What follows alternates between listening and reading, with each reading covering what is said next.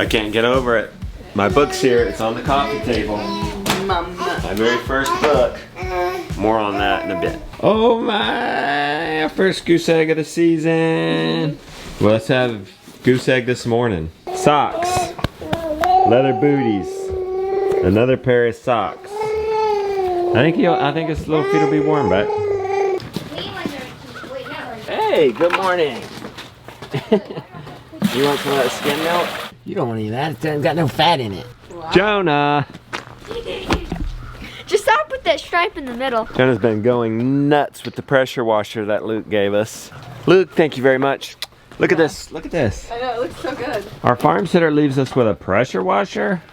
And Jonah And our son goes nuts, pressure washing everything. What's going on? It got frozen. Oh no. I think this part is normal. That would happen under the low tunnels. And it comes back when the sun comes up. But this... It's a frozen mess. I don't know. I might... Those onions got beat up in shipping. Yeah. See how these have shriveled? I'm pretty sure that's normal. Is there frost on them? Was that door shut? Yes, it's just so cold, honey. Okay, yeah, I guess it was like in the teens. But let's come back and look at it in the afternoon. From my experience, I believe those just pop right back up. Rebecca's asking, Casey, I'll switch a question. We got those at Banner Greenhouse. They ship in great quantities of starts. You ready to get started back? We're gonna start gardening in the winter. Yeah. We've been wondering if Polly accidentally got pregnant. I'm pretty sure she is. I think she's been a promiscuous little heifer. Look at those udders. They're gigantic. They're like hand size. I don't think a heifer is going to develop like that without being pregnant. We can feel her side. See if somebody kicks in there. It seems like her pins are relaxed. What does that mean? When the pins relax completely, that means it's like 24 hours. This would have happened over the summer of disaster, me being ill. All it takes is one time. If she's in heat and ready to go, nothing's gonna be on it. The reason we're not excited if she's pregnant is we were saving her for meat. Means that delays that process.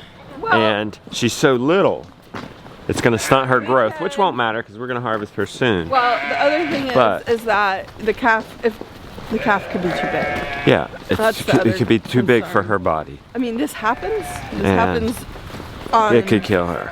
Yeah, I mean, so we're just gonna have to be very vigilant in making sure that we're checking her very regularly so that we can assist if needed.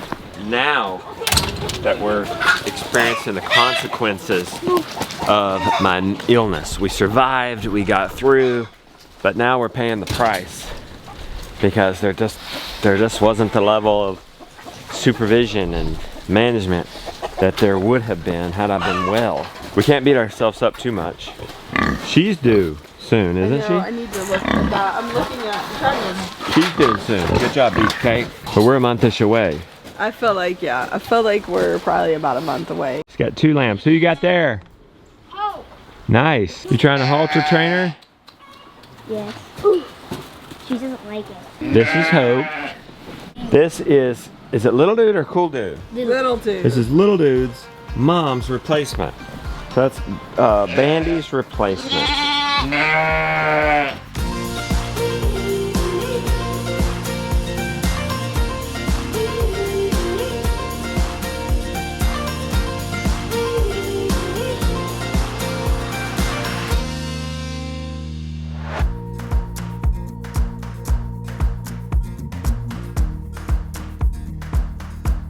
Lily, you totally saved Little Dude.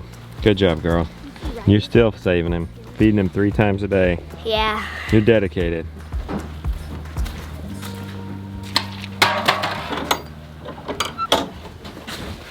Uh-oh. Yeah.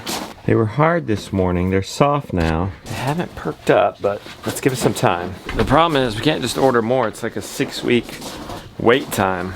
Are they unfrozen? Yeah. Can you repot and I'll figure out a way to cover this? Yeah. My idea is maybe some sort of cattle panel-ish thing because we want to get the agrabah off during the day. We gotta. So this needs to be really easy. Set it on it, set it off of it. Can you screw those back in, Jonah? Thank you. I got this cleared, thinking through things, wooden frame. It's hard to get a agrabah. It's such a fine material on and off without it ripping. Ooh. Rebecca thought about the bug net framing. I could forget agrabah and cover it in plastic. That's more durable. By the way, the little man's asleep behind my back. He hasn't budged. But here's the bug net wire. Let's explore our options.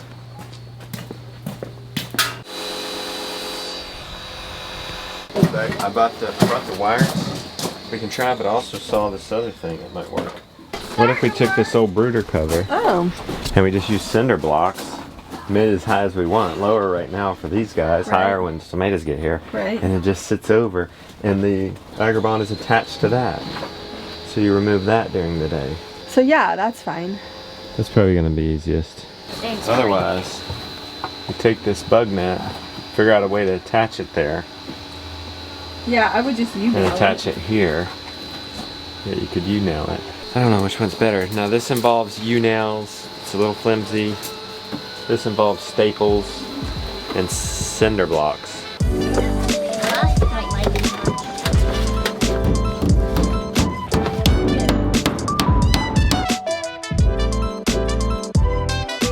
Well, we did it.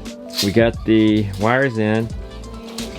We two U-bolts, two staples right there. We put another wire all the way across to give it another support with a few zip ties. Turn the zip ties down. So that agrabah is so easy to rip. Now it's to go cut one and try it out. They have watered these guys. I think they're also thirsty. The cool thing about going ahead and gardening in February is there's not a whole lot to do and you can spend some time on this stuff. Rebecca was saying when the camera was off, you do gotta love it. I don't think the end results is enough to make you last. I don't think you'll last. You gotta like hard work. You just got to. You gotta be okay with it. I don't say you gotta be jumping up and down for joy. I wouldn't say For that hard work is a struggle. That's how I'm framing it today. So that's why I guess I was thinking, but you do have to love hard work. I would agree with that. I think the key that Rebecca and I are coming to here is you don't want to seek out pain unless there's an end result. So the end result is important that we are going to get. She's going to have lettuces from here. We're going to have apples and onions and our pork. Broccoli. They love broccoli with, you love broccoli with all kinds of things. It's like a go-to green when we don't know what's going on, right? Like when we haven't planned good, you can cook it in like 3 minutes. How's this draping on? It's a little... Is it short? Short. Not too bad. It's not bad. So let me see if the bolt cutters will do it. Because that is going to cut this agrabah like crazy. I think what I'm saying here is you got to enjoy the process. You got to not be afraid of hard work. Look at it as training. It can be painful, but you end up getting something wonderful out of it. Rebecca had the idea, which is good in theory, to bend it down because then it won't have a sharp end, but I don't think that'll bend, but let's try. Wow, yeah, it is very thick. It's too short. We could also do like this. Push it in a little further. Did you get that one to bend? No, it's hard. Nothing good comes easy. So that's kind of where the hardness of anything in life, there's always going to be, if you want to call it a struggle or a hardness, that then makes what you end result with good. Demo it back. I know, well, here it is. It's got a sandbag on either end. Yeah. So you would come out here in the morning. You got to come out here in the morning, or I've got to remember. All right. And pull it up. You got to take the sandbag off before you pull it up. On today's episode of Burn It Up Cooking Show, homemade sausage. We're gonna make our own spice. From Michael Murray's book, Part-Time Permies on Homestead Hog Butchery.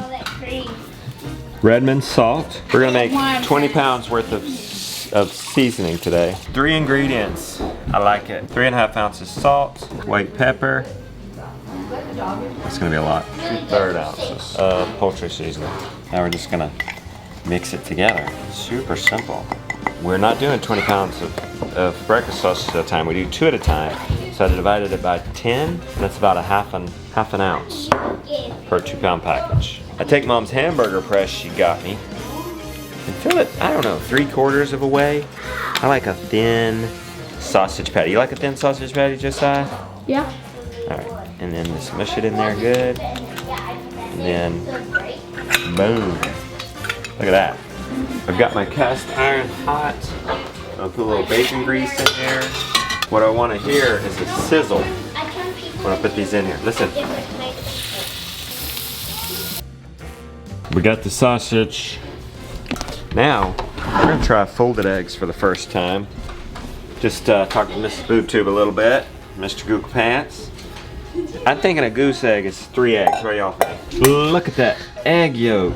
It's huge. This is my hand.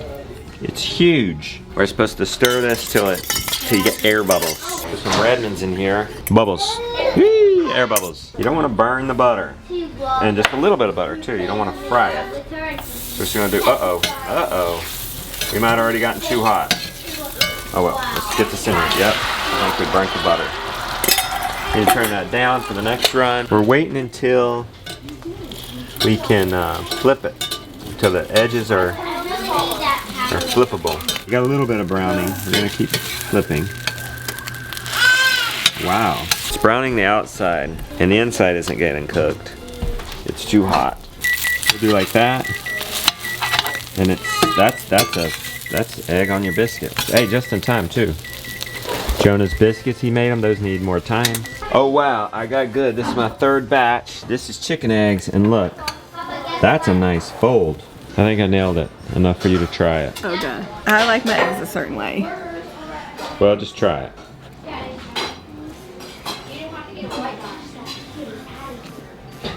It's fine. It's hot. Sausage, egg, and cheese. Put you a sausage patty on that. Boom. All right, I've been looking forward to this moment all day. The moment to share this with you. First impressions of my book. My very first book. It smells so good. This is so neat. Wendy at Polyface Farm, Rebecca just told me to hug it and to kiss it and to smell it. It's not intimidating. Somebody could read, you know, that's what it's meant to be, like unintimidating. Anybody can do this.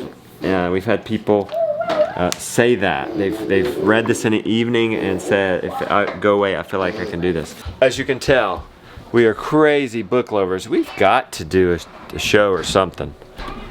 Book review, because we got so many books. We're voracious readers. Look down here. That's our farming section. 2 rows of farming books. Now, we're gonna put myself right here. Randomly, boom.